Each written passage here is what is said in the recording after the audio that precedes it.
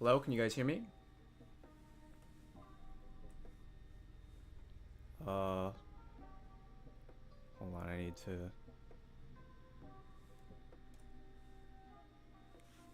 to do that thing where I get chat back. Because I'm gonna put that on loop. Let's see. Pop out chat. Copy this thing.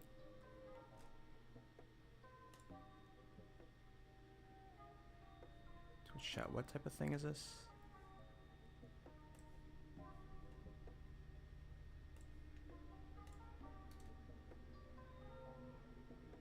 Browser source.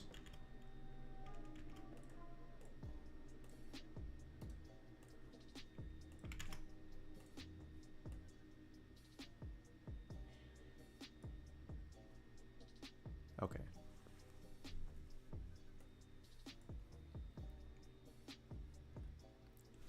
Hello, hello, hello. Let me talk at normal speaking voice, and you guys let me know if this sounds good.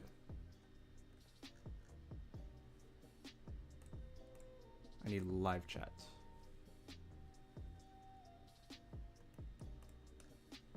Okay, still kind of quiet. Hello? Talking pretty reasonable levels. Okay.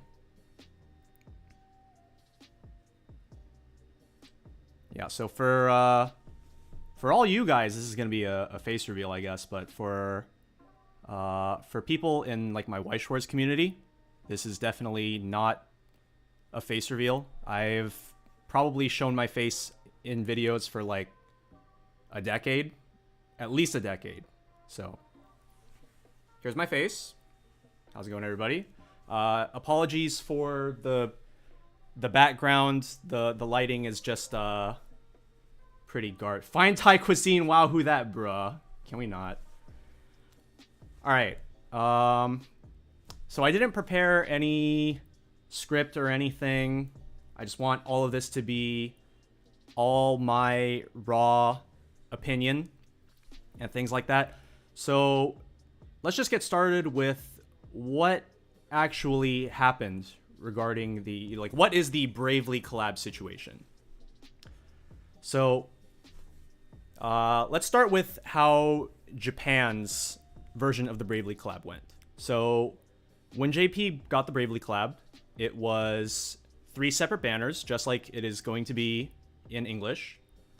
They were spaced in a way that they were 1 week apart, and each banner ran for 2 weeks. So the first banner, which was Adele, ran for the first 2 weeks, and then Idea ran for it like overlapped by 1 week, and then it ran for an additional week, and then Agnes overlapped with Idea for 1 week and ran for 2 weeks as well. And so that was basically how the banner timings worked in JP.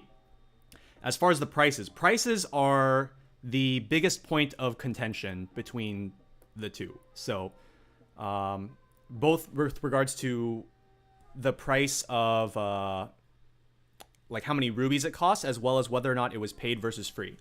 So in JP, it was done via a step-up system. There was the only option for step-up was the free one, if I remember correctly. Okay, hold on. Let me double check that screenshot because it's in here somewhere.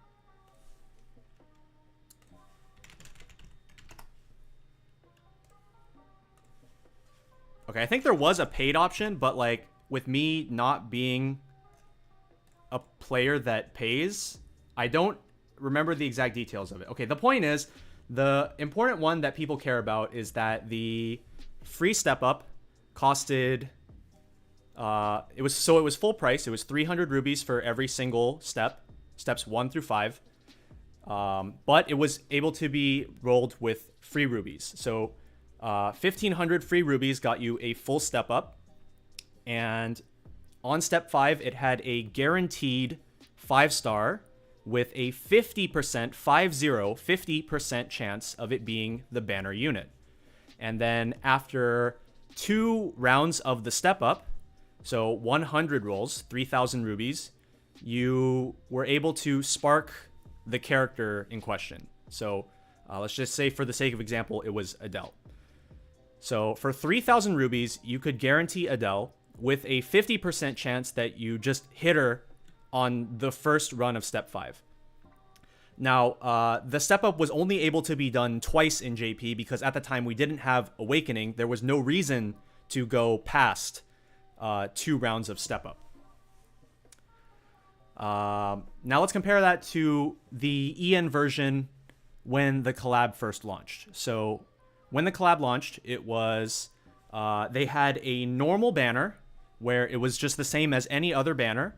Every roll was 300 rubies and a spark was at 200 pulls, which would be 6,000 rubies. So already we have the price of a spark is 2 times the amount that it would have been in the JP version. And you aren't getting the guaranteed 5 stars at the step 5s.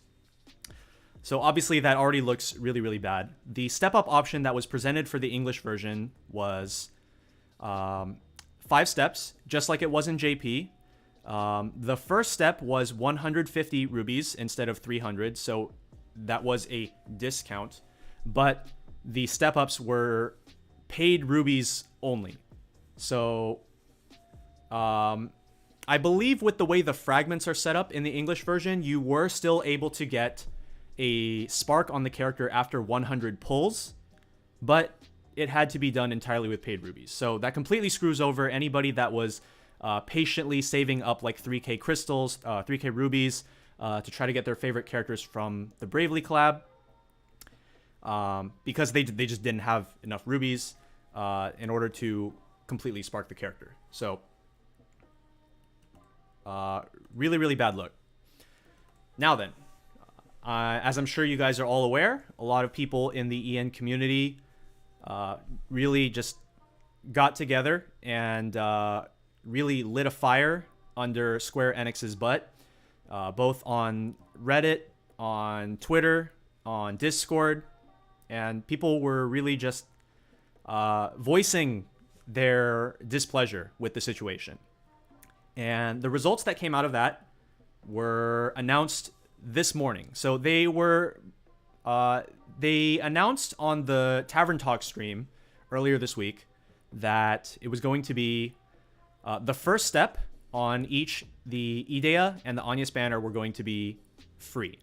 And so that was what they announced on the Tavern Talk. And then they updated their compensation earlier this morning, like probably at 4 a.m. my time or something while I was asleep. And they updated it to say multiple things. So the first one is that for Idea and Agnes, the step-up banner is going to be able to be bought with free rubies, which is great. That's exactly what the people wanted. Assuming they keep the step-up details the exact same as what it is now with the paid rubies, that means that you will be able to get enough fragments needed to spark the character with just 2 runs of the step-up. And that means you aren't going to have to spend the full 6,000. It's going to be less than 3,000. And the reason it's going to be less than 3,000 is because of the second part of the announcement, which was that all... okay, so it's a little bit vague. So what they said exactly was that step 1 was going to be free. Like, not free rubies, like free. And going off of what we have seen in JP, where, so like for an example, I have mentioned previously on the channel the gold seal, the gold sacred seal step up that they have done. On that one, you're able to run it 3 times. It's 3 steps, able to be run 3 times. And on every single run, the first step was free. So I don't necessarily know if we can assume that it's going to be the same for this updated Bravely step up. But if it is, then that means that you're going to be able to do each full run of the step up for 1,200 rubies, with the first step being free. So that means you'll be able to spark a character that you want between Idea or Agnes, whichever one you want, for 2,400 rubies, which is obviously, that's an amazing deal. And a lot of people would definitely argue, yeah, it's so Urshiko in the comments says it's either going to be 2,550 or 2,400, either of which, fantastic deal. Obviously, it's way better than what you guys were getting before, which was 6,000. People are saying that all step-up collabs after BD are paid in JP. I wish I knew the answer to that, because as I said earlier, I don't do any of the like paid content, and then at the same time I actually just didn't roll for near or triangle strategy, so I wasn't paying super close attention to the details on the gacha for either of those. Anyways, back to Bravely.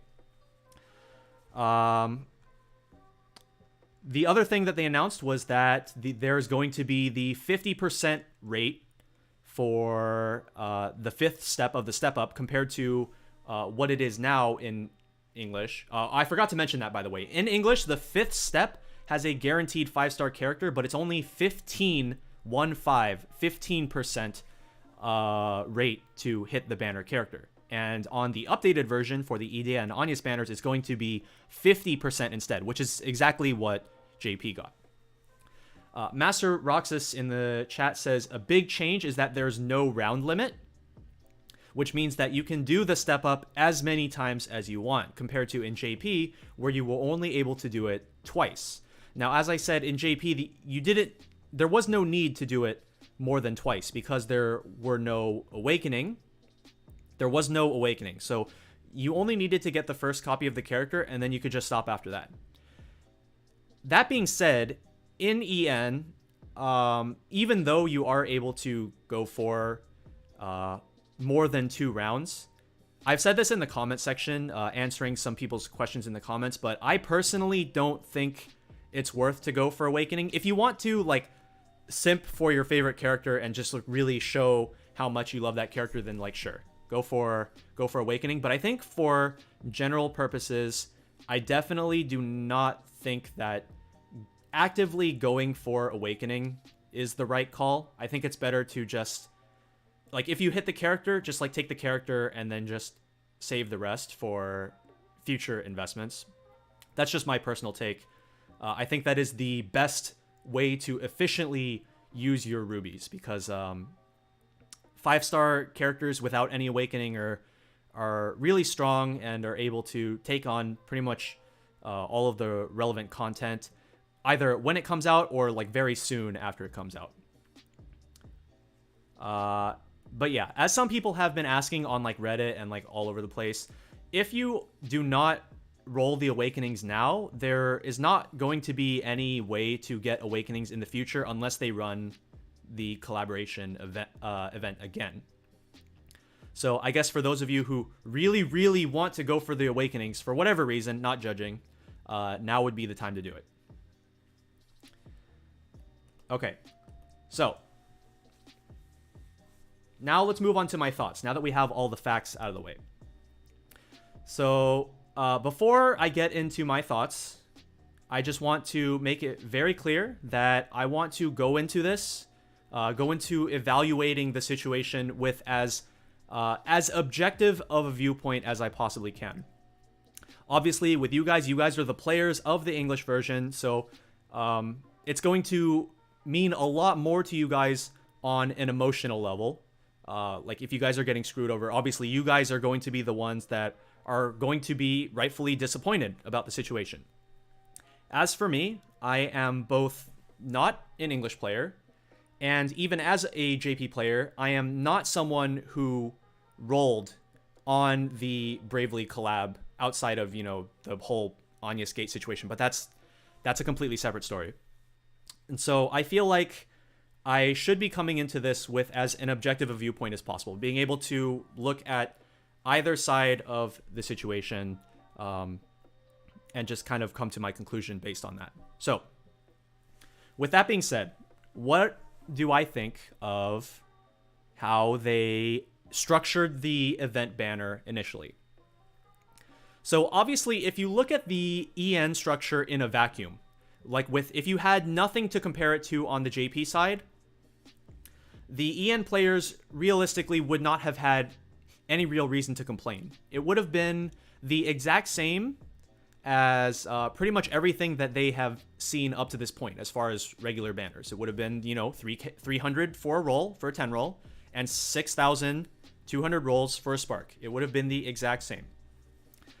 And so when you compare what happened in the Bravely collab to what happened with the first step up, with the Fior and Sophia step up, that one, it had a very clear disconnect between what was advertised on the gacha page versus what was advertised in the notices. And for that reason, people rightfully, or I guess rightfully is not the right word for the sentence I'm going for. People got bamboozled. People got bamboozled because the information was different between based on where you looked. And so because of that, they went with this compensation for the player base that righted the wrong. Like they clearly had wrong information in one place, and they dealt compensation in order to deal with that. With the Bravely collab, it's not the same situation, because if you looked at like the notices and you look at the banner in game, the information matches up. The real difference is between the two differences of the game, between the JP version and the EN version. So like I said, if you were to look at EN in a vacuum, players realistically would not have had any reason to complain, but it's because of that context of JP where the differences arise.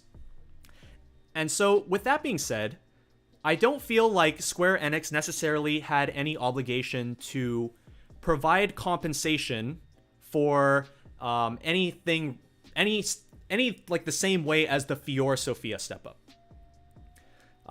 If you guys want to like be mad at me for like having that opinion, that is entirely up to you. I think that what Square Enix did have an obligation to actually step in and do something is because of the community outcry. So it's very clear to Square Enix that if they left the situation as is, they were going to lose a lot of potential money, not only from the Bravely collab itself, but from players just being so disappointed with their business practices that they just dropped the game entirely. And so they were obligated not from the same position as the Fior Sophia step up, whereas like they messed up and they had to do something about it. Their obligation for here was they're literally just going to lose all these potential players and all this potential future income on like, you know, future in-game purchases. And so they just kind of had to step in and just do what they could to please the player base. And that is basically what they did. I think that with the changes that they have made to the system, it is exactly what they needed to do. This, like, from the Tavern Talk, when they announced that the first step for each of the step-ups was going to be free, obviously that does appease the players a little bit, but that's definitely not what the player base is looking for. They're looking for something big scale. They literally, all the players want is for EN to just be the same as JP, at a minimum. Like, that, is that really too much to ask for? And so you look at what they did with the initial version of the EN Bravely collab, and realistically, what reason does Square Enix have to make them different between the two languages? And realistically, the only answer that you can come up with is that they just wanted more money. That's realistically the only answer that you could come up with. Like, I think that Square Enix doesn't really have a good scope, at least for the people that are in charge of this game. I don't feel like they have a great scope of the spending habits of the Western market compared to the JP market. I feel like if I were to go to ask Asian players, like, what there was opinion on this, like, they would probably be disappointed about the differences between the two, but not on the level of the EN players.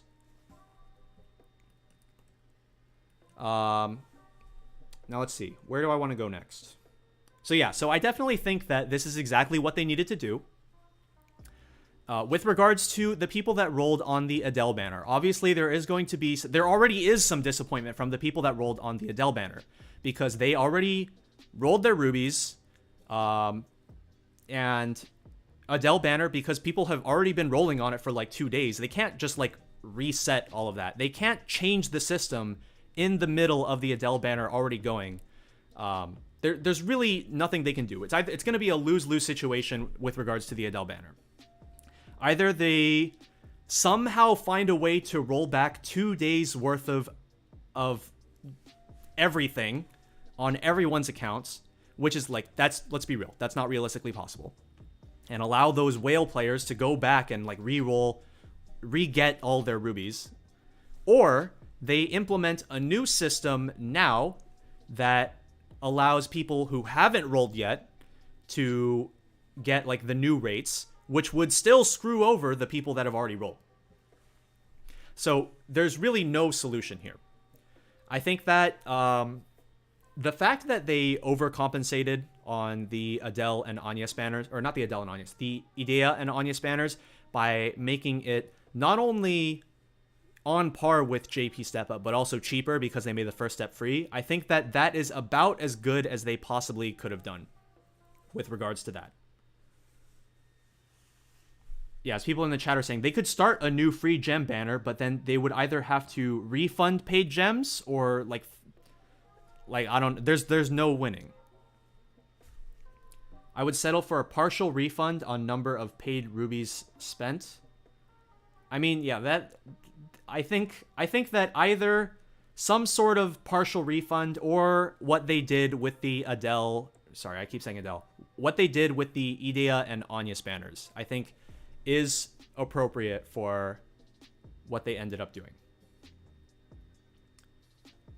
Do you think it will happen again on Eris banners? What do you mean by Eris banners? Do you mean Anya banners or Eris?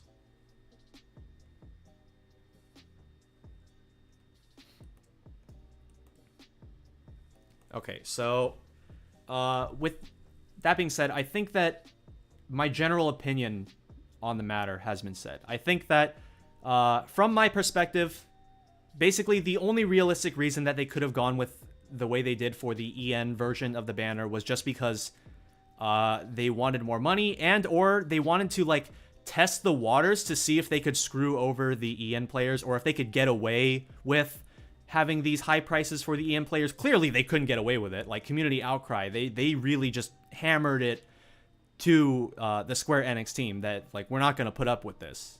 This is not the direction that we want to see the game going, and we are going to leave the game if the game does not go in a direction that is more suitable for us as a player base.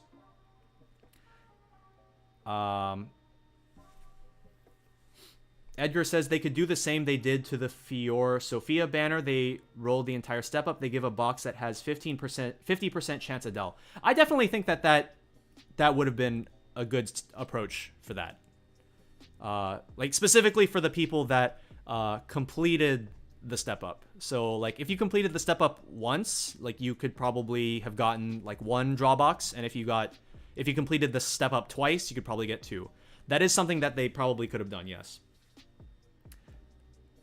Do I think it will happen again on Anya spanners? Because I see a lot of players waiting to get her for free pulls. I mean, like they are implementing that the step up with free rubies on the Anya spanners. Both the Idea and the Anya spanners are going to be their step up can be done with free rubies. The only change I do is add a new Adele step up in the next maintenance, perhaps. Oh, that's another thing that I wanted to go over. One more thing I wanted to go over is that in EN, the thing that I find is interesting is that the Adele banner, it says it's going to be running until November 2nd, which means it's going to be available for the entire duration of the collab. Now, like I don't want the people that like already rolled Adele banner to like get mad at me for saying this, but you had a whole month to roll for this character. And I understand that players would really want to roll for their favorite character as soon as they possibly can. But especially with the controversy going on, I feel like, at least in my opinion, it could have been a better way to go to like maybe wait a few days, see what happens before you decide to roll. Obviously, not everybody is going to be happy with that answer. And I understand that not everyone is going to be happy with that suggestion. Did you want to talk about thoughts on the cost of the game compared to JP? The game seems much more expensive because they release at least one character per week. Last week, they even released 2. So, with regards to releasing 2 characters on that last banner with Stead and Loomis, I definitely think that was only because the Bravely collab was going to start the week after. So they would have released Stead and Loomis on separate weeks if the Bravely collab wasn't going to be starting, is my opinion. That is my opinion on the matter. So I think that is probably something that is not going to be happening very often. I do not think that they're going to be releasing 2 characters a week every week from this point moving forward. Now, with regards to releasing 1 character a week, I do think that I mean, it's not that I think. There definitely are pros and cons to them releasing 1 character every week. Obviously, with the speed at which they are releasing characters, if you are the kind of player that wants to collect every character, obviously this is bad for you because it means that you are going to have to be spending more over a shorter period of time if you want to keep up on collecting all these characters.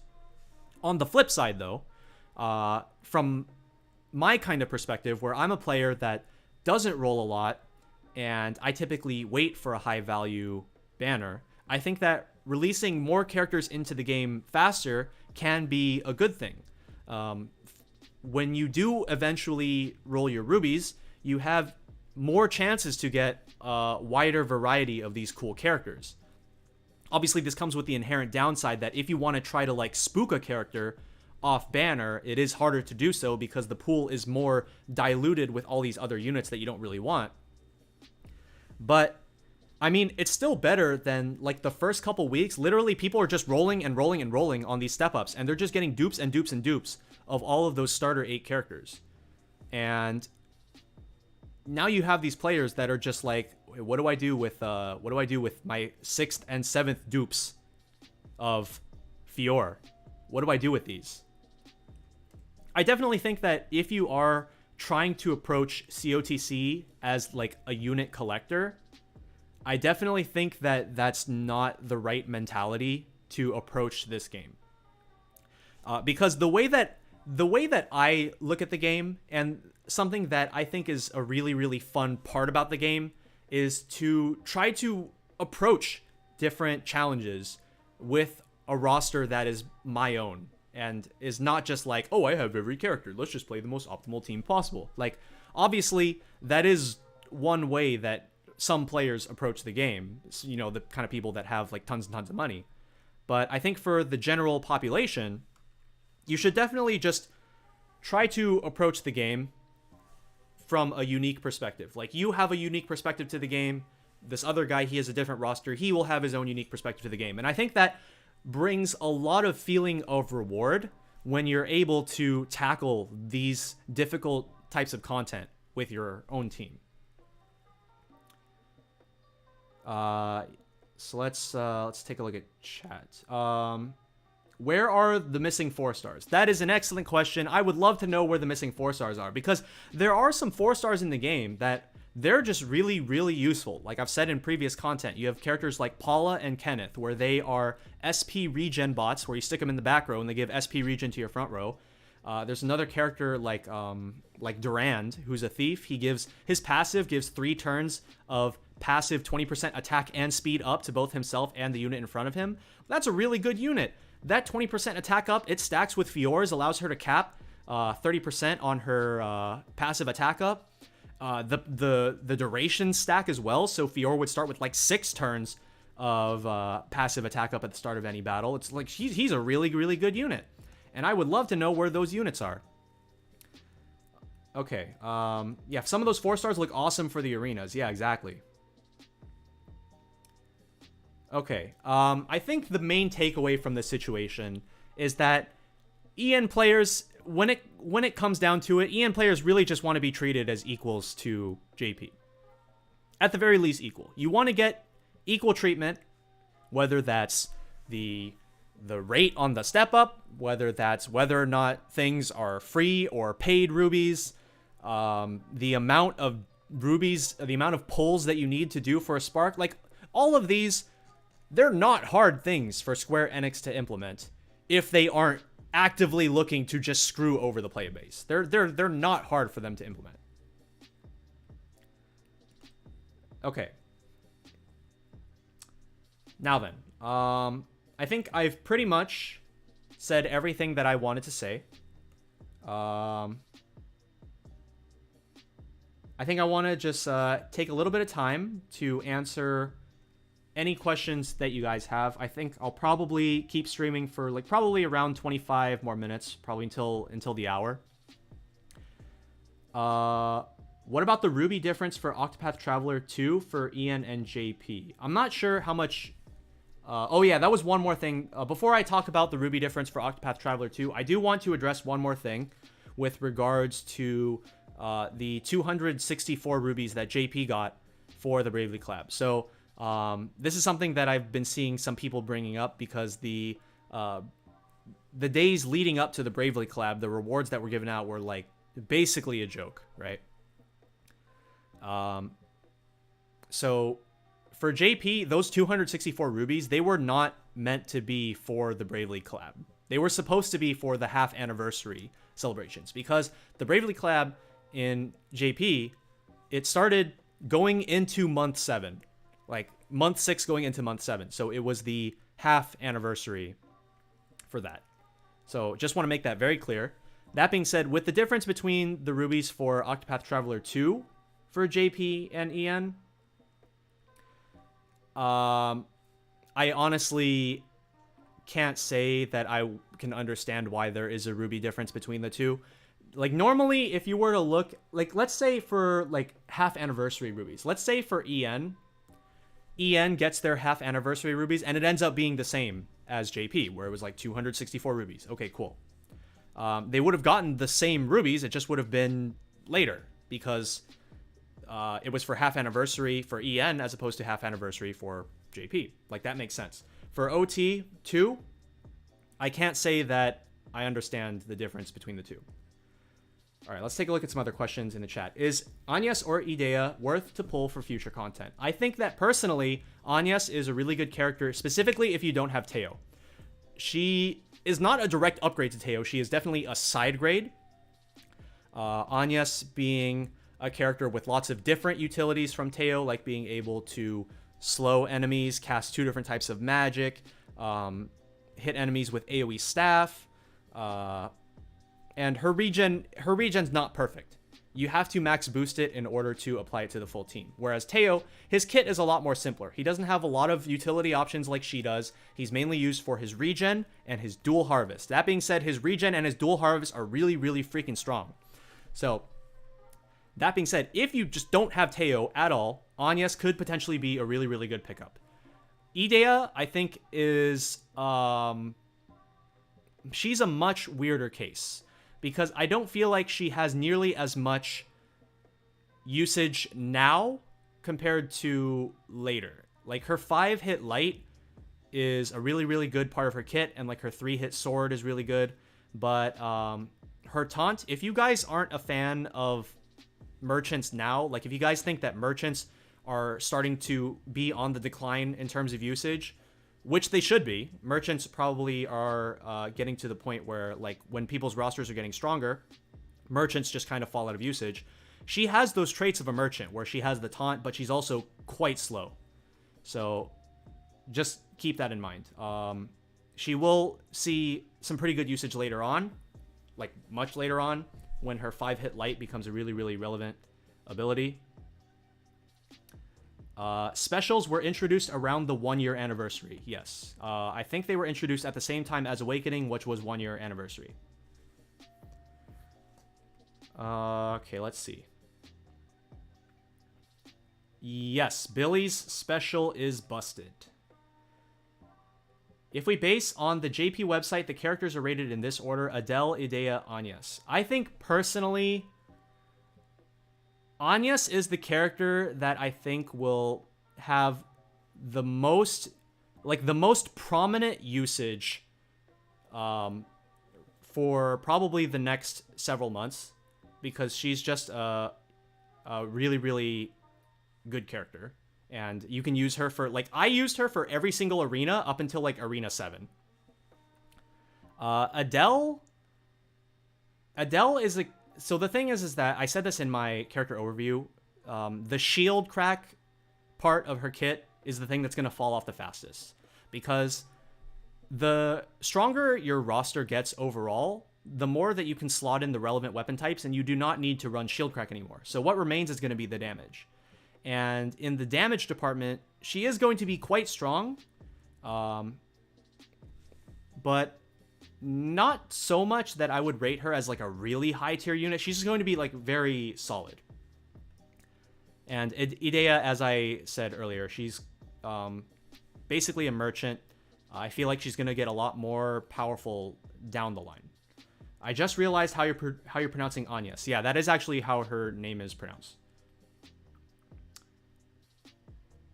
Am I correct that you have accumulated about 43,000 free rubies over around 2 years? That is correct. Going into the TT Spark, I had around 20,000, and then prior to that, I had spent around 23,000.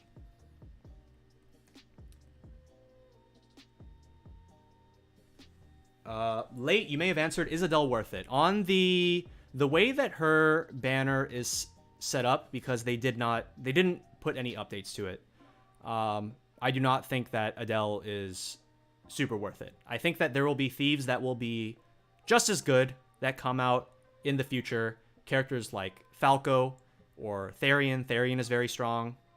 Obviously, for those of you who are like looking way ahead, A2 is an absurdly powerful thief. And, you know, the thing I said about Adele losing some of her usability because Shield Crack just, like, you know, it doesn't scale well with account strength. A2 completely solves that problem because she's not based around shield cracking. She just has 3 different attacking types. So she is basically, she's kind of like Cyrus in that she's 3 units in 1. Who's incoming turn boost regen? I assume that means like characters that can boost regen numbers, or like boost the duration of regen with boost points. So we have Teo and Agnes. Molruso is a character that would have been out by now in JP, but she's not out in English. But she is on the weaker end of regen casters. The one that most people are looking forward to is Ophelia, because she has a lot of really strong utility outside of just casting regen. So like one thing that I have made very clear in my videos is that when you have a character that has a heal and regen on the same skill, they're not as strong as a character that has a regen that is extendable by using boost points. But Ophelia has access to both. So she can just cast her 6 turns of regen, and then she could cast her heal and regen skill on every turn afterwards to apply healing in the middle of the turn and at the end of the turn. So that makes her a very strong unit for that reason. So that is the character that I think most players are looking forward to. She is the character that is going to be the one that basically kicks Agnes out of her role. So obviously, I have said in the past, with roles like attackers, you don't really have pure power creep for attackers because you can just run multiple attackers on the same team. But with utility roles like regen healers, you aren't really running more than one regen healer on a team. So that is a case where you will start to see a little bit of power creep. Maybe they try good paid deals now because these accelerated releases encourage players to wait for the ENJP catch-up.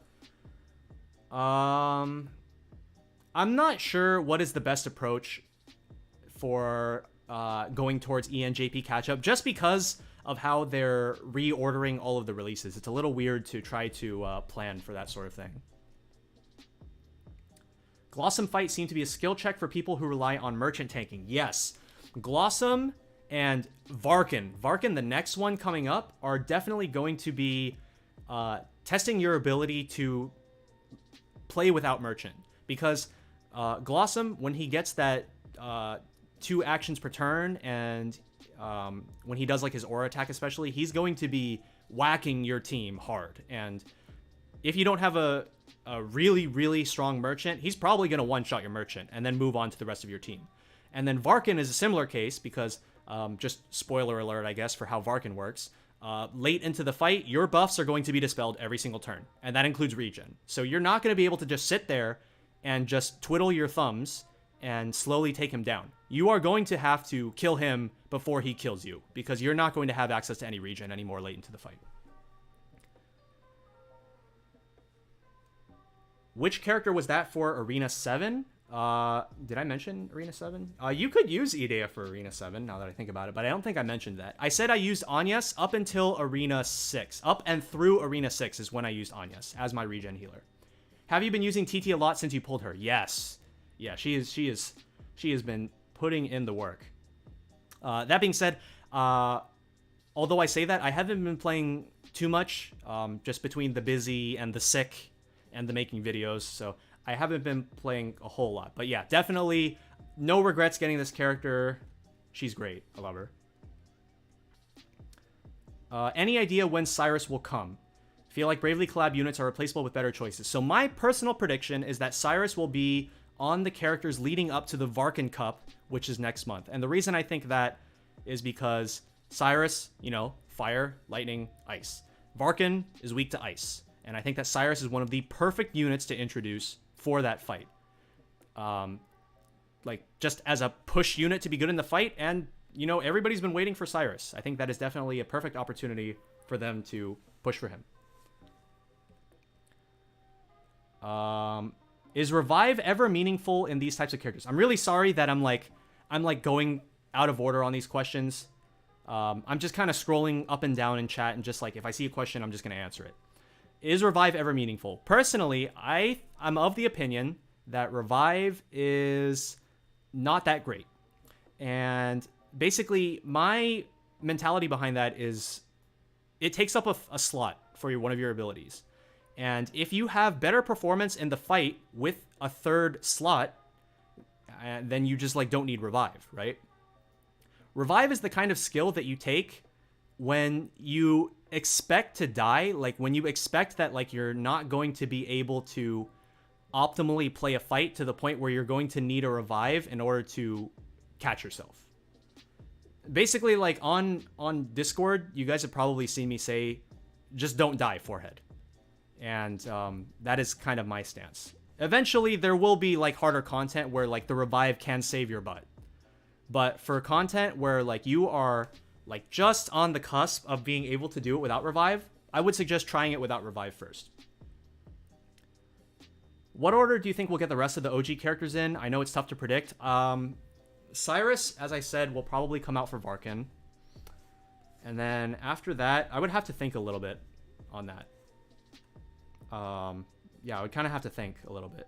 Obviously, with putting character releases and tying them to arenas is probably one method that I would try to guess which characters are going to be released when. Okay, somebody asked, like, can somebody explain what power creep is? Power creep basically means that a character comes out that is stronger than an existing character to the point where the existing character is basically not used anymore. And the thing about this game is because you have a party of 8 and you can run multiple characters that fall into the same role on the same team, it's a lot harder to creep a character out of usability.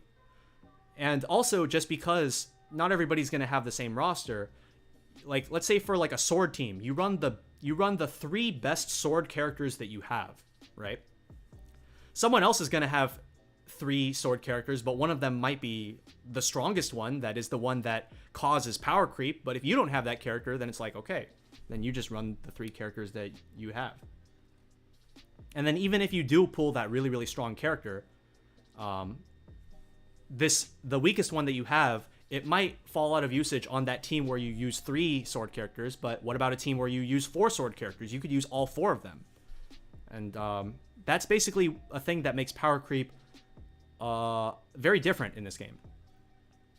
And the main power creep in this game is going to come from weapons, honestly, which is like perfectly fine because you just grind out weapons anyway. Like it's just your time. It's not your like money or anything that allows you to get new weapons. Yeah, Tressa does counter Glossum hard. If you do have Tressa and you put up that sidestep, it's like really, really, really good. How long until Octopath 2 characters? Can't say. I've seen people theorize that it might be a crossover tie-in, or they might just release them as just like regular characters. No idea when they would do that, honestly. Do they ever buff any unit? Yes. They have buffed 2 units that I can think of, which were Therese and Loomis, but not in the way that you guys would think. The way that they buffed Therese, and I'm pretty sure it was Loomis. I'm not 100% sure. Don't quote me on that. I'm pretty sure it was Loomis. But basically, their specials, when they first got them, were some hot garbage. Like, you compare them to another character, and, like, their specials were just, like, complete garbage. They were 3-hit specials until they were level 10, where they went to 4-hit specials. And even then, they were like super whatever. And so the buff that they gave them was they changed both of their specials to become 4-hit at level 5 and 5-hit at level 10. As far as like normal kits, I don't believe they've ever buffed a character's normal kit. Do you count them adding oh wait, what was that? Oh, the buffs. Oh yeah, sure. What is the one unit you don't have that you wish you did have? Well, it was TT until last week when I got TT, so we're good there. Apart from that, there's not a unit that I like really want that it's like I can't live without this unit. But I think that just from a usability standpoint, I think A2 would have been a really good unit to have just because she's really strong. Do you think Richard is a human rights unit? I'm going to need a little bit of clarification on what human rights means. What are your thoughts on what the unit advancement that's coming out for JP 2nd anniversary? No clue, but I guess we'll just see when we get there. I might do like a reaction stream if I don't even know what time it is. Hopefully it's not too late, but if it's not too late, I might do a reaction stream for the announcements for those of you who want to be there for that. We'll have to see. Do you watch any JP COTC YouTubers? So back when I first started, the YouTubers that I really watched a lot of were Kohei. You can look them up. They're spelled Coheee. They don't do videos for just Octopath COTC. They do videos for a lot of other games, but they were one of the channels that I really liked watching. I also really like looking to Tressa's Merchant Fleet for a lot of inspiration on compositions. They are a channel that is focused on taking user requests of like, hey, I have this unit, and this unit, and I am lacking this unit. Could you maybe try to come up with a composition that I could try to run for like this arena? And Tressa's Merchant Fleet was a really good resource for players that had limited rosters. A couple other channels that I really like to watch were, there are a couple others that I have mentioned on my channel previously, which were, they're 2 of my favorite channels. Not necessarily from like an informational standpoint, but just because I really enjoyed watching their content. And those were Maka Games. So she is a smaller YouTuber in the COTC space. Like I think she's sitting at around 1,100, 1,200 subscribers, but I really enjoy just going into her streams and just like chilling. And she also ran the Emperor of the Champions competition, which happened a few months back, which was like, it was basically a whale fest. It was like, who can come up with the fastest RTA of killing X fight. But it was a pretty entertaining fight, so I enjoyed watching Maka's content. And let's see, who else did I really enjoy watching? Hold on one sec. I need to reply to this message real quick.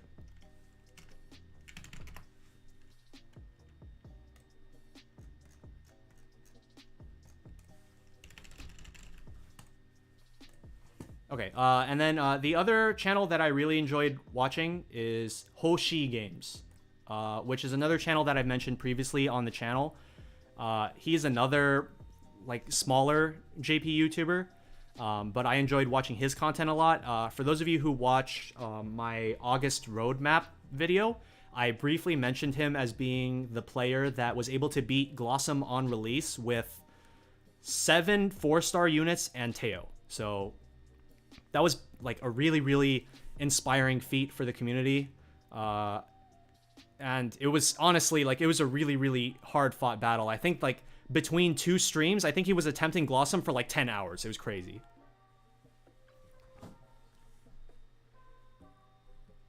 Okay. Let's see. When did JP get specials? First anniversary. Buff my man Millard, man. I mean, he was SS tier on release, right? So like clearly he was good at some point. Are there any 4 stars that are deliberately better than any 5 stars at maximum level potential? For specific niches, yes. And what I mean by that is like Azlight is the perfect example. When it comes to ice debuffs, Azlight is insane. No one can debuff ice defense in the same way that she can. So like, she is able to apply her passive ice defense down with her passive as well as with her special. That is something that only she can do. As far as like 1-to-1, like I'm going to bring this character and they are just going to whack harder than my 5-star. That is not typically what you're going to be seeing. But for specific niche utility uses, there are absolutely ways that 4 stars can be stronger than 5 stars. I think one other way that I would call a 4-star better than a 5-star is Lolo. Lolo being a 4-star hunter. He has a kit that is just, it's absolutely crazy for a 4-star unit. He has like 3-hit single target bow, 4-hit random target bow, 2-hit AoE light. His special hits like 6 times. Like, these are things that like a lot of 5-star characters don't have. Is there any content you can't clear yet? The main content that I'm not able to clear yet is the like, so for the level 100 NPCs, there is a tower where you have to fight multiple of them at the same time, and it still has a turn limit. So that is the kind of stuff that I'm currently not able to tackle. I'm like working towards being able to do that. It's not something that I am particularly annoyed that I'm not able to do. And it's just like the kind of thing that I recognize that like I can't do it now. I will just try to do it later. Are you going all out if L, the swordsman, comes out? Bro, we go in A4. We are simping all the way, for sure. What character that has appeared in the game that isn't playable do you want playable? L, the swordsman. 100%. Please just give me Elrica. Please. I just want Elrica. Apart from her, though, is there any other character that I would potentially want playable? I feel like a lot of people, maybe not a lot of people, but I feel like a non-zero number of people would like to see Sonya playable from Master of Wealth Chapter 2. I feel like people would like to see her playable. Are there some team strategies strong enough to not abuse weaknesses? No. You got to be hitting those weaknesses. Like they are so much damage that is like it's something that you just can't ignore. Can you explain TT row partner that you use and why? It just kind of depends on the fight. The way I see TT is that she's more of a front row mainstay unit just because the amount of utility that you get out of keeping her in the front line and using her skills every single turn, both their boosted and non-boosted version, is just too good. So for me personally, what I've been doing is I've basically just been putting like Kenneth or Paula behind her because they give her bonus SP regen, and her skills are not cheap. So I want as much SP as I can get. Do I agree with Kohei's rank where Falco is stronger than Adele and Stead is stronger than Anya's? I think that Falco is, as far as a damage and utility unit, yes, I would agree that Falco is stronger, with the main reasons being, one, his main nuke, which is Assassinate. For those of you who aren't aware, Falco's main nuke is 260 power. It increases by 1.5 times power if the enemy is in break, which is massive, on top of the the break bonus that you already get, but also when he reaches level 100, the base power goes up to 290. So that nuke is strong as, like, it's like gonna deal so much damage. And then the other things that make Falco super strong is that his passive, when he's at full HP, all of your units get 15% dagger damage up. So it just helps everybody. And also his special, it applies an additional dagger damage boost to your team. So I would agree that Falco is stronger than Adele. Stead being stronger than Agnes, I think, is with context of the characters that exist in the game.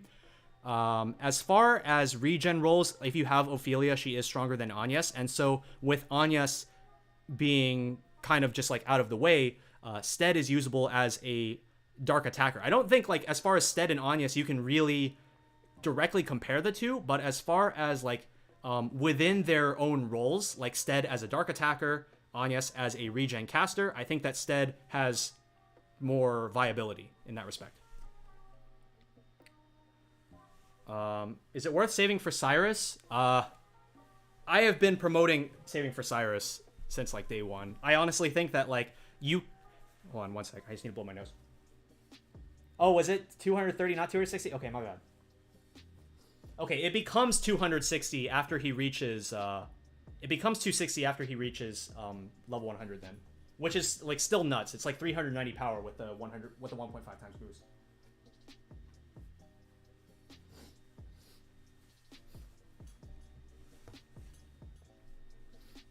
Okay. Oh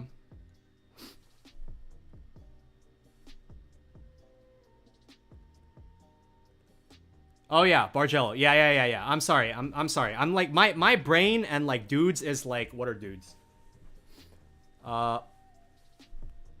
Ulbrich is an attacker, and all the tier lists have Ulbrich as an A tier character. While he is a very, very strong attacker, I think that the main thing that you would want to use Ulbrich for is for his cover skills. So he has a skill where he can take all single target attacks from all enemies for a turn with damage reduction. So if you're in a fight where like they're going to be hitting you hard and a lot in a single turn, Ulbrich is just like, yeah, just come at me, bro. I can take it. Who is your favorite male character? Who is my favorite male character? Honestly, I have not given it much thought. But from a usability standpoint, which is the only thing that I can really think about right now, probably Cyrus. I mean, like, Cyrus is a cool character as a character as well. I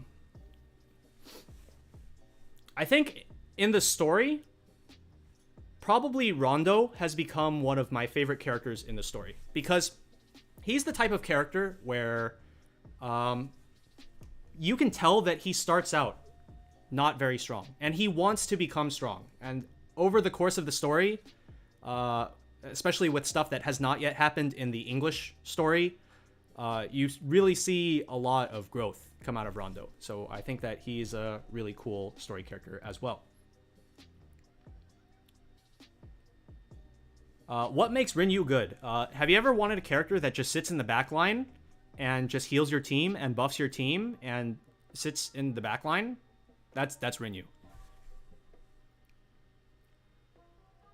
Do the bestowers / masters all become playable? And if so, are they worth it? The masters do become playable, and they are all very, very strong. I wouldn't call them must-haves in terms of playability like I would maybe other characters like Cyrus. But they are definitely very strong. Wolf Arya says, bro, you're handsome AF. Thanks. Do you think Oscar will become playable, and what will his kit be? I do not know. As far as the bestowers, we have not had anything on them. But personally, I think that the bestower with the most likelihood of coming out is probably Tatlock. Because reasons. Who's the best buffer in JP? It depends on the team composition, because there are different buffs for different things. The best general buffer, I would definitely stay I would personally say is still Lynette. She just does what, by herself, what other characters can't do, which is 20% attack and magic up, 10% passive that just keeps renewing itself. Her 20% special buff is just what makes her absolutely insane. If you want to look at very specific compositions, like for example, a sword composition, Richard is insane because he's able to give all your party members 20% attack and sword attack up, as well as 20% special sword attack up, which is, like, obviously that's a lot. Okay, let's see. Are rerun collabs paid too? Can somebody confirm it? Unfortunately, I'm not the person to ask for that, but if you go on my Discord and ask in like the JP section, I'm sure there's some people that could answer your questions. Let's see. Would you collab with other content creators? We are lucky to have some really solid peeps, and it would be fun to see some communities come together. Yeah, I would definitely like to have some collaborations with some of the other guys in the future. I think that we do. Personally, I want to get the content into a position where I'm not having to like pump out all this content all the time, because this is keeping me pretty busy. But I think once the content settles down a little bit, I would like to collab with some of the other content creators. Not even just on things like just talking about the game, but something that I've been trying to get into for the other channels that I run, which are on Weiss Schwarz, which is like an anime card game that I'm really big in the community for. I've been really trying to get into doing some sort of like game show type content, things that are really just fun for the community as a whole, and I would really love to get into doing that.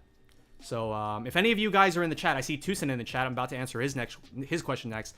Any of you other content creators that are in the chat, I would like to look into doing potentially some of this more fun type of content in the future, if you guys are down. 2 Cent asks, how long have you been doing YouTube? I've been doing YouTube for probably 11 or 12 years now, but it was on completely different things. So I actually started YouTube back... Oh my god, it's been so long. But I actually started as a Yu-Gi-Oh! YouTuber. I wasn't very good at it, but like I played Yu-Gi-Oh! That was the card game that I started out on, and then I did like Yu-Gi-Oh! YouTubing. It was pretty half-assed, but like for probably like 2 years, and then I got into Card Fight Vanguard, which is another Bushiroad card game. That was when I actually started to get a bit more serious into content creation, just a little bit. And then I did Card Fight Vanguard YouTubing for probably like 3 years. I was a pretty big figurehead in the Card Fight Vanguard community during those 3 years. By now, though, like nobody knows who I am anymore. So, and then after Card Fight Vanguard, I switched to Weiss Schwarz, which is where I am now. I've been doing Weiss Schwarz YouTubing for, I think this is probably my 6th year of doing Weiss Schwarz YouTubing. I have both my own channel, which is just Shizukats, and then I also have my team channel, where I do very like production value content, and that team channel is called Tressa's Collectibles. For legal reasons, we are not affiliated with the Tressa from Octopath Traveler for legal reasons.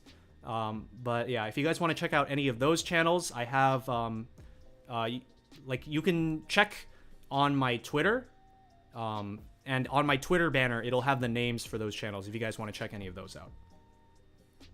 What's the difference between taunts and cover? Sounds functionally the same. So cover is a debuff that you give to the enemy where they are forced to attack that unit. Cover is a buff that goes on Ulbrich where like he will put the buff on himself, and then like when the enemy goes to attack, he will literally like here's the dude getting attacked, right? He will literally move in front of the unit, and he will just like move around every time like units are getting targeted, and he's just like, no, you hit me, hit me, hit me. It's like, so yeah. Are we pulling today? No. How good is Odette long term? Really, really good. She's still a really, really solid unit. Just the fact that she's access to multiple different elements, and she's also able to apply those defense downs are really, really good. Again, sorry guys that I can't answer, like I can't hit every question. There's a lot of questions in the chat. I legit thought you were gonna be a black dude. Handsome though, thank you, but no, I'm not a black dude. I'm just a skinny Asian guy. What's your favorite White Shores card?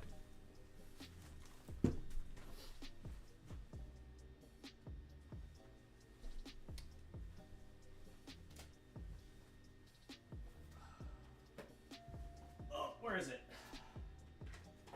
Is this the right box? Yeah, okay.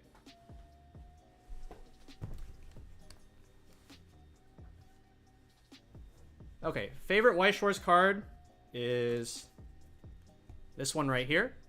For those of you guys who aren't aware, my channel like avatar is a character from another franchise, which is called Idolmaster Million Live.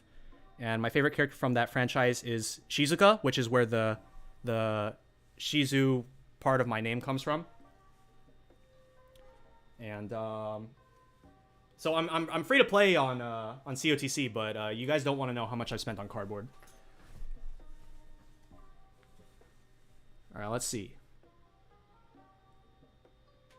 Any suggestions for new players on doing hunts? Can't get party influence over 300. So what you want to do is you want to invest a bit of gold and or silver guide stones on your 3 and 4-star characters to get them to level 45, or is it 45? It's 45, right? Yeah, 45 or 65 for the 4 stars. And those will allow you to get a flat bonus of influence. And then you want to be bringing those characters to the hunts. At least until you're able to get enough influence on your other characters where you can put in the characters that you're actually using into your hunts. What class is Rondo? He's a warrior. General opinion of Sazantos. I probably shouldn't talk about that on stream. Dancer Therian, that would be pretty funny. Did they release all 3 masters at once? Or did they separate them by like a week each? They released them all at once. Tatlock for 2 big reasons. Something something Dami Mami. I downloaded JP and it has a term that you need to be in Japan to play them. So it's the same as EN where, or I think it was the same in EN, I think, right? Where you, okay, so you need a VPN to enter the game the first time, just the first time. There's plenty of free VPNs that have like free servers in NA. So just like pick up one of those and then just access the NA server. Or no, not NA, Japan server. There's plenty of free VPNs that have a Japan server, so just pick up one of those, and you just need it to access the game for the first time, and then after that, you don't need the VPN anymore. Okay, I just got to the bot in chat. We need to hide this bot.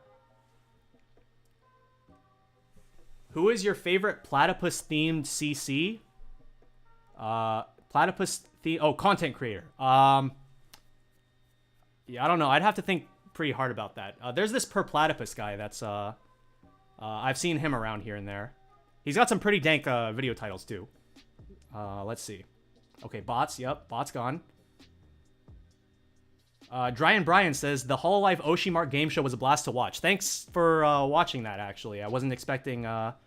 I wasn't really expecting that to reach too many outside communities. But then again, now that I remember, I did post it in the Discord, in the general channel. So, yeah. How would you play Reverse 1999? I'm not actually sure what that is. Who is your favorite of the 3 bestowers? Probably the one that you guys don't know about yet.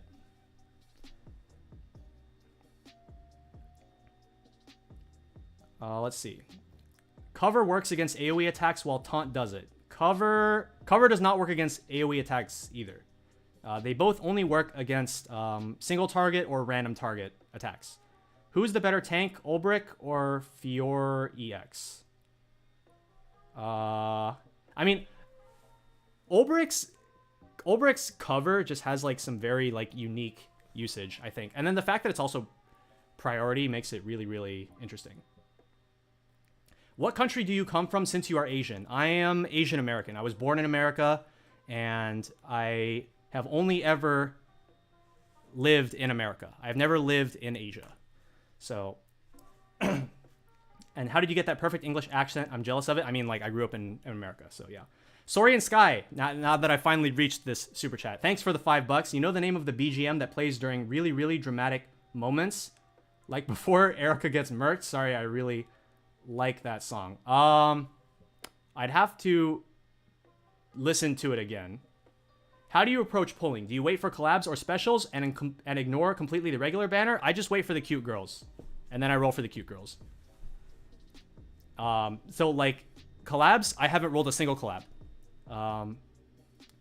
As far as specials, like special promotions, I think for the special promotions, the only ones that I really go for are like the Lynette step up, which was, it was literally like the Lynette step up was when she got her special, because not all characters got their specials at the same time.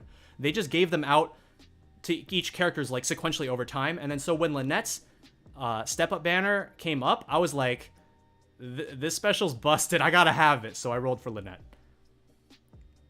And then apart from that, the only other special I really run on is the gold mark, because it's just such good value. Like you can get 7-10 rolls for like 1,000 rubies or something like that. Do you prefer Shizuka as an abbreviation over Shizu? I just don't. I don't care between the two. Most people just call me Shizu, which I'm perfectly fine with. Just not Shiz, because Shiz just sounds like another word for poop, you know? I predict 2,000 plus for cardboard. You're not even close. Who are you more excited for, Idea or Agnes? Personally, I'm biased towards Agnes just because I have her, and I don't have I don't have Idea. I think that if all of these characters were to be released now, I would probably just skip all three.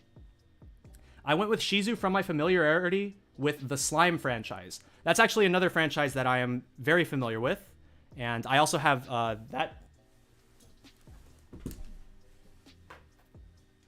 Yeah, very familiar with that franchise as well. I do play that time I got reincarnated as a slime in Y Shores as well. And I have the Shizu cards, Shizu deck. Although my favorite character from that franchise is actually Chloe. Does Awakening 3, the 3 stars, add to the feats? Yes, it does. Why the waifus control your wallet? In my case, even if I like so much Adele, I'd rather saving on OP characters. You just don't love them enough, clearly. Are those Dakimakara in the back? Yes. Yes, they are. For those of you who are curious, I'm not going to show them on stream, but it's Sendai from Kantai Collection and Sharo from Is the Order a Rabbit. Favorite Yu-Gi-Oh deck? My favorite Yu-Gi-Oh deck is currently Agent World Chalice, and my favorite card in Yu-Gi-Oh is Diviner of the Herald. So I can go ahead. I'm just. I mean, you guys gotta see this. It's just too cool not to share. I know this is turning into like a not COT. This is just kind of turning into an AMA stream, but like, you know, we're chilling here. We're having fun. We're showing off stuff. So. Oh wait, Fiora EX is also Prio, isn't she? Okay, yeah. So like we got the playmats. We gotta have the nice playmats. It's the same card that I just showed earlier. So we have that one. We have the Diviner of the Herald playmat. Very nice. I got a custom job where the wings are they have like foil on them, so you can't really tell. But okay, there we go. You can see the wings are reflective. So yeah, I definitely shill for the card game merch. Should I do easy hunts or manual? What's the benefits? Manual gives you the feats for defeating the bosses, and that is going to be important for the Bravely hunts. If you guys haven't seen the Bravely hunts, there are specific feats that require you to beat the boss specifically, so you will want to do manual hunts on the third hunt, the level 55 one. Who would you recommend to get for arena units in JP? In my opinion, the easiest ones to start out on are Litu and Tiki-Len. Litu just because she's honestly just like pretty easy to handle, and Tiki-Len because her mechanics make it quite easy to abuse the fight.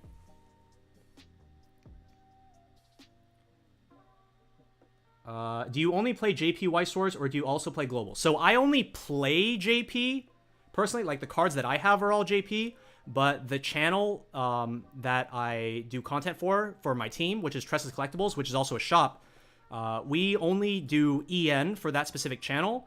And then I'm also one of the North American commentators for English White Shores. So for when we have the online tournaments like Bushiroad Rumble Online or Bushiroad Springfest Online, I am one of the official commentators for that. Okay, let's see. How are you able to save up so much rubies? I just love cute girls. Oh no, these people are gonna call me shit. God. Mike in here trolling. Are you a Dragon Quest fan too? I've never played anything from Dragon Quest. Sorry. Let's see. 3 masters are on the same banner. Square Enix favorite card gotta be Pot of Greed. Oh my god. Oh, did I finally reach the end of the chat? I was wondering because I remember seeing their showcases on JP Square Enix channel drop at like the same time. Yeah, they did drop at the same time. I'm assuming you're talking about the Masters of Wealth and Fame and Power. I didn't see the stream notification because I was in VR. Anything important that I missed? Cyrus isn't out yet. Sorry. If COTC could have a collab with any property, what would you want? Okay, so I think I got asked this on the last one. And honestly, this is like really throwback pick, but this is just one of my personal favorite games that I have played a lot growing up as a kid, and that's Final Fantasy Tactics Advance. Specifically Advance and or A2. Either of those are cool. But I really liked playing a lot of Final Fantasy Tactics Advance and A2. What is the meaning of life? Cute girls. Inuyasha fan? Unfortunately, no. Sorry. Did I miss the part where Shizu gave his thoughts on the Global Shaft? Yeah, that was at the start of the stream. That was like the first like half hour. You play Project Sekai, right? Who's your favorite band and character? All right, I gotta get the Weiss cards again. Hold up. Okay, at least they're within arm's reach this time. Okay. All right, we're gonna give you guys an idea of just how much I've spent on this card game. Urshiko, if you want to wager a guess on who my favorite is in Project Sekai before I show them, now would be the time to do so. Let's see. FFTA over the original FFT. How could you hurt me like this, Shizu? I'm sorry. Is it viable to play as a free-to-play who only pulls on step-up banners? Saving is hard for me. I mean, I think it's just viable to play as a free-to-play player, period. I mean, like, I've been doing it. I haven't even been pulling on very many step-ups. Like, step-ups, like I've said in the past, step-ups did not start appearing in JP until Bravely came out, and then even after that, I rolled on, like, almost none of them. That being said, I would call myself decently lucky, as far as pulling new units and not pulling dupes on the times that I have rolled. I would definitely consider myself a bit lucky in that respect. But, okay, Urshiko says Kanade. Kanade's good, but no, my favorite is Ichika. Now, if anybody in chat wants to guess how much I paid for these 4 cards only, combined, go ahead and guess. And we'll go ahead and throw these back into my deck.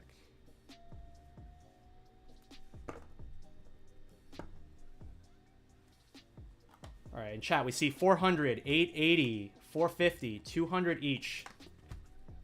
Tree Fitty. Fine Thai Cuisine. Fine Thai Cuisine literally knows how much I paid for these. Fine Thai Cuisine is he's the person that one of the people that I work with on the Tressa's Collectibles channel. So say hi to Fine Thai Cuisine in the chat. Definitely not named after Tressa and Octopath. Nope. Let's see. $5 and a Wendy's cheeseburger. I wish. 1K total. 1,600. 600. I'm surprised to see it since Ichika fans are rare. I'll say 100 since I don't know how much cardboard costs. 2,500. I would say probably around probably around 1600 to 1800 on those 4 cards. Yep. Secured Cyrus Banner money. Yep. Which time zone is Shizu in? Pacific time. Don't worry about it. Don't worry about it, guys. Don't worry about it. Did you play Concole before White Shores? I played Concole during the time I played White Shores. Concole is in White Shores, by the way. How hard will the Black Dragon be, Shizu? If you can beat Tiki Len and or Glossum, Black Dragon's gonna be free. Like they released it so late compared to JP. It's actually ridiculous. Okay. Yeah, free to play, by the way. Free to play. That being said, it is nearing 5:30. I did say that I was probably going to go until 5, but I did just kind of sit here and just answer questions for you guys, which is a lot of fun in itself, but I think I am going to be ending the stream soon. We'll answer like a couple last few questions. Is it worth getting Agnes now, or you think because of the current release rate, I should save those rubies for Ophelia? I have no idea when they're going to release Ophelia, to be completely honest. If you don't have Teo, I do think that going for Agnes is a good investment, especially with the reduced price that we now have confirmed for the English release. JP cards are cheaper than EN cards. That depends. That depends on multiple factors. But that's something that I could go into in a completely different, at a different time. What's the Black Dragon? So you know how there's the bonfires of battle in the tower? So once all 8 of those are unlocked, which will be later this month, I believe.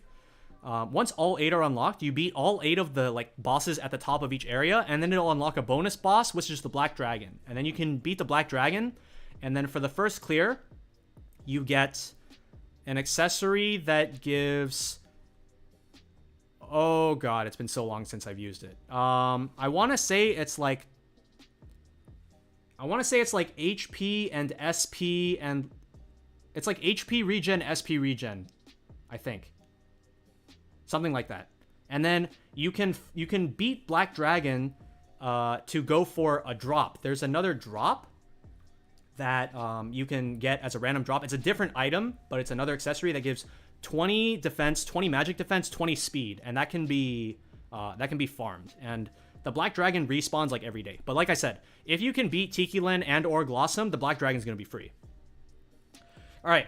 Thanks for coming in, everybody. This has been a really, really fun stream. I think at one point we were over 300 viewers again, which is crazy. Will Teo be irrelevant starting from Barkin? No. Teo's just a really good unit overall. You could continue using Teo for quite a while. In fact, Teo is probably a unit... Did I bring him? I think I brought Teo to the 7th arena, but let me just double check. Just real quick. Double check.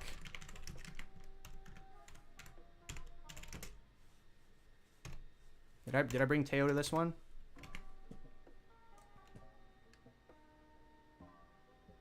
I did indeed bring Teo to the 7th arena. So yeah. All right. Thanks for watching, everybody. This has been a really, really fun stream. You guys got to see my face, and we had a good time. We went over my thoughts and just kind of had a mini AMA stream at the same time. And yeah, I'll see you guys in the next one. Bye.